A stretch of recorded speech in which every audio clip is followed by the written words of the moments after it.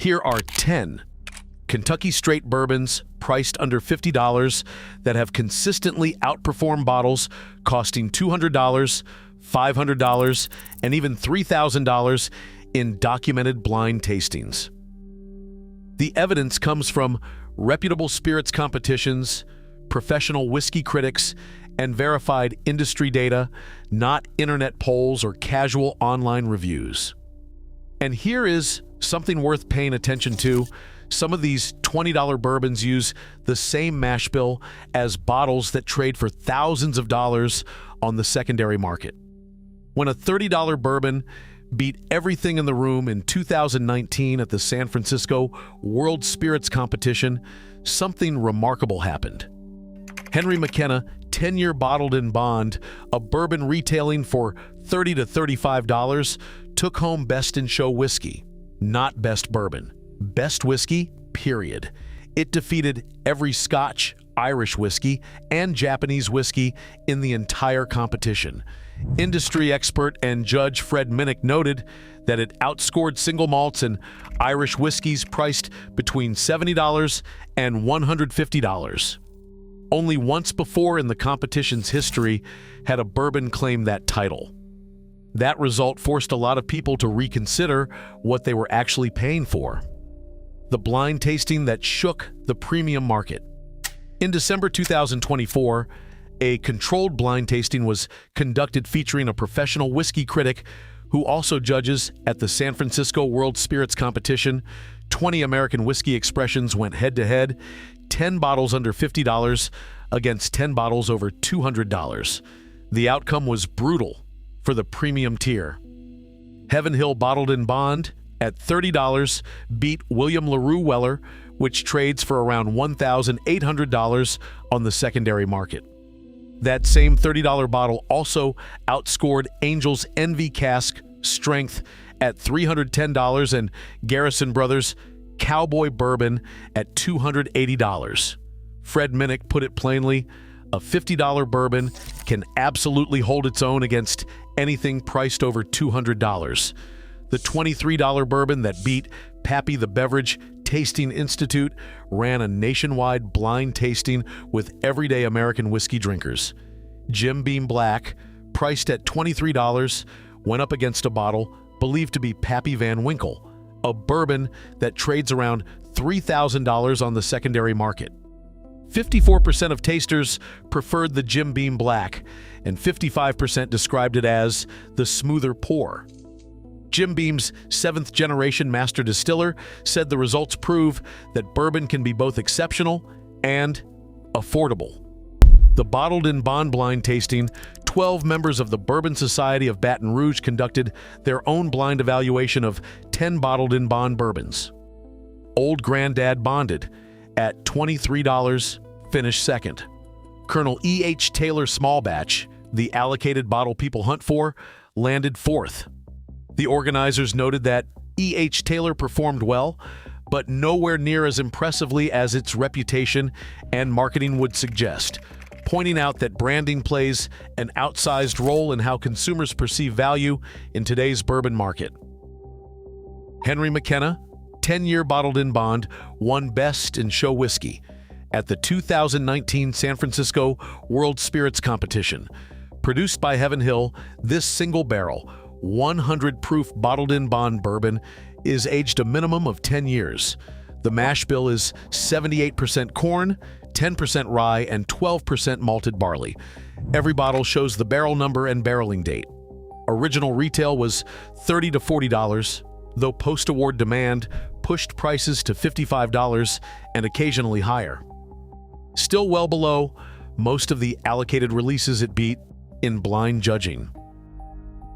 Wild Turkey 101, double gold medals at the San Francisco World Spirits Competition in both 2014 and 2016, plus a 94-point score at the Ultimate Spirits Challenge. It retails for $25 to $32 at 101 proof. Mash bill is 75% corn, 13% rye, and 12% malted barley. Wild Turkey enters barrels at one of the lowest entry proofs in the industry, 107 to 115 proof, which promotes deeper flavor development over time. Breaking Bourbon described it as a throwback to when quality bourbon didn't require a premium price tag. 3. Elijah Craig Small Batch. It was named Best Small Batch Bourbon and won double gold at the 2018 San Francisco World Spirits Competition. It retails at $28 to $35 and is bottled at 94 proof. Mash bill match: 78% corn, 10% rye, and 12% malted barley, the exact same recipe used in Elijah Craig 18-year, which retails for over $150, and Elijah Craig 23-year, which retails for over $300. Number 4, Four Roses Small Batch. It won Best Bourbon overall and double gold at the 2016 San Francisco World Spirits Competition, and it won Best American Bourbon at the 2012 World Whiskeys Awards. It retails for $32 to $40 and is bottled at 90 proof. Four Roses uses a distinctive 10-recipe system, combining 2 mash bills with 5 proprietary yeast strains. Their single-story warehouses maintain an 8-degree temperature variance throughout the year, producing remarkable batch consistency. Number 5, Evan Williams Single Barrel Vintage. It won double gold at both the 2010 and the 2011 San Francisco World Spirits competitions, and it has 5 Whiskey of the Year designations. It retails for $28 to $35, is bottled at 86.6 proof, and is typically aged 7 to 8 years. Every bottle carries a vintage date, making it the only widely available vintage-dated single-barrel bourbon on the market. 6. Old Grandad 114. This high rye bargain outperformed Colonel E.H. Taylor Small Batch in the Bourbon Society of Baton Rouge blind tasting. It retails at $28 to $38, and it is bottled at 114 proof.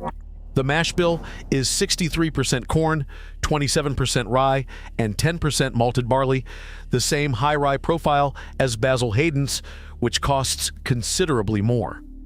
It is also not chill filtered. 7.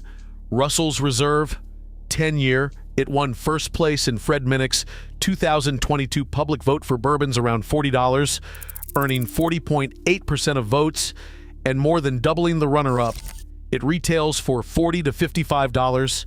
It is 90 proof, aged 10 years, and is shipped non-chill filtered. It uses the same mash bill as Wild Turkey 101.